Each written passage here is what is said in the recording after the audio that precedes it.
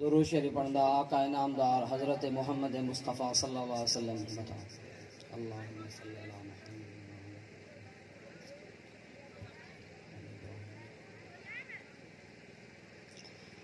अल्लाह तुझे दर जो आया सदा सवाले, अल्लाह तुझे दर जो आया सदा सवाले, आधार तुझे आगे मुझे गरीब हाले, अल्लाह तुझे दर जो आया सदा सवाले, आधार तुझे आगे मुझे गरीब हाले, अल्लाह तुझे दर जो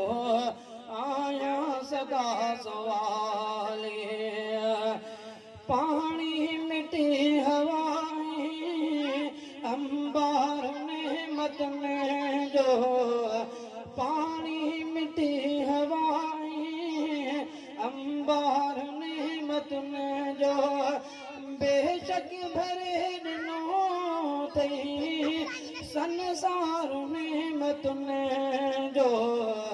खाली डिठी न साईं तुझे सखाज प्याले, खाली डिठी न साईं तुझे सखाज प्याले, आधार तुझे आए मुझे गरीब हाले, अल्लाह तुझे दर जो आया सदा सवाले, आधार तुझे आए मुझे गरीब हाले, अल्लाह तुझे दर जो आया सदा सवाले, रज़ा कर ज़िक्रे तू मोहताज कर न कहीं जो, रज़ा कर ज़िक्रे तू मोहताज कर न कहीं जो, मर्ज़न खां भी बचाए जो, मकरूज़ कर न कहीं जो, दौलत दीन जे हिसाबित न हाले, दौलत दीन जे हिसाबित न हाले, आधार तुझे आए मुझे गरीब हाले, अल्लाह तुझे दर जो आया सदा सवाले,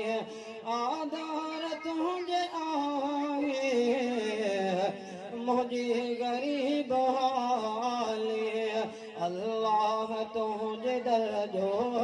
आया सदा सवाले, तौफीक दे सदाईं हर फर्ज पियो अदा क्या, तौफीक दे सदाईं हर फर्ज पियो अदा क्या, रोज़ो निमाज़ साईं एक भी न जी कवा क्या, हर दम रहे ज़िक्र में मुझी ज़ुबान आली, हर दम रहे ज़िक्र में मुझी ज़ुबान आली, आधार तुझे आए मुझे गरीब हाले, अल्लाह तुझे दर जो आया सदा सवाले, आधार तुझे आए मुझे गरीब हाले, अल्लाह तुझे दर जो आया सदा सवाले, कर खास बाज खालिक अम्मत थी दर बदरे, कर खास बाज खालिक अम्मत थी दर बदरे, फुकदान आबदिया जो टुकड़ा थी यो टकर बातिल के भोर करिया बर्दाश्त दे बिलाली बातिल के भोर करिया बर्दाश्त दे बिलाली आधार तुझे आमे मुझे गरीब हाली अल्लाह तुझे दर जो आया सदा सवाली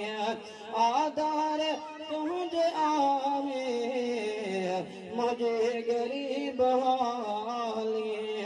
अल्लाह तुझे दर जो आया सदा सवाली सहरा बतन का सादिर जन जन का सोह सारा सहरा बतन का सादिर जन जन का लोह सारा ताइबतियात सन जन से भी खुदा जा प्यारा हिकमत हकीमतों जी आवे सदा निराली हिकमत हकीमतों जी आवे सदा निराली आधार तुझे आवे मुझे गरीब हाली अल्लाह तुझे दर जो आया सदा सवाली आधार तुझे आवे